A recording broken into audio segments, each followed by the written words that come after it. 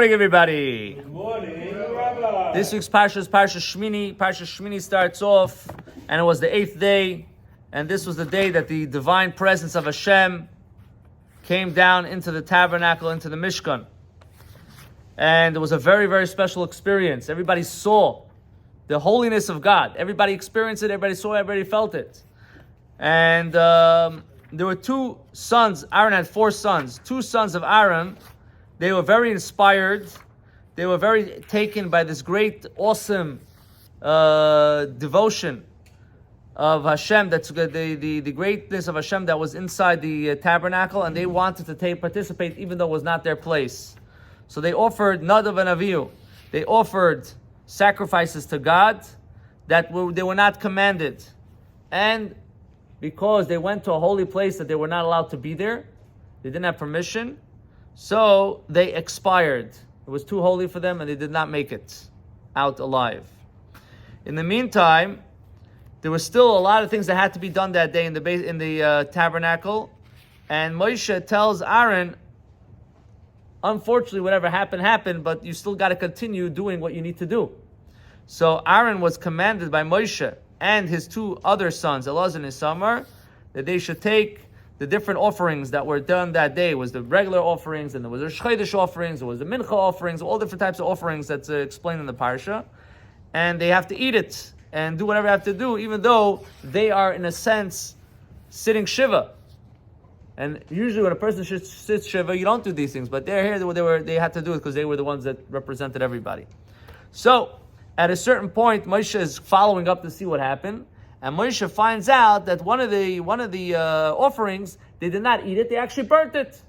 So it says, the pasuk says, Vayiktzayf. Moshe got angry. Al Elazar v'Itamar, he wasn't going to scream on Aaron. So out of respect to Aaron, he called out the sons in front of Aaron. Why did you guys do it that way? Tell me, did something happen? Was there a mistake? Why did you do it? It's not the way it's supposed to be done. So he was giving them a way out. Maybe you took it out of the parameter of where you're supposed to use it, and then you had to burn it. So why didn't you eat it the way it's commanded? So Aaron answered back to Moshe. The sons had a respected answer in front of their father. Aaron answers back, "Hey, Nayoim, yes, we did this and we did that. However, there is a certain situation of certain things that are done continuously, and then there are certain things that are not done. It's only done once in a blue moon, and therefore we felt that this would be an exception to the rule. There's a whole explanation of what it means, and therefore we did it this way." Moshe is listening to what Aaron says, and he realizes that perhaps Aaron is right. He didn't calculate this way. And perhaps, not only perhaps, but what Aaron told him, he actually learned with Hashem, and perhaps he forgot it. Right? Or he didn't learn it, but it made sense what he said. And Moshe came around and he tells Aaron, you know what? He listened, he heard what Moshe had to say, Vayitav be'enov, and he was happy, he was satisfied with it. And basically it came out that what Aaron did was actually right. Beautiful. So the Rebbe asks an unbelievable question. The Rebbe asks, wait a second, what happened over here? Moshe has one way, Aaron has another way. Moshe, we don't know. Did Aaron make it up? Did Moshe make it up? What's going on over here? And Moshe had it wrong. So it explains like this, that they're both, in a sense, were 2 opinions.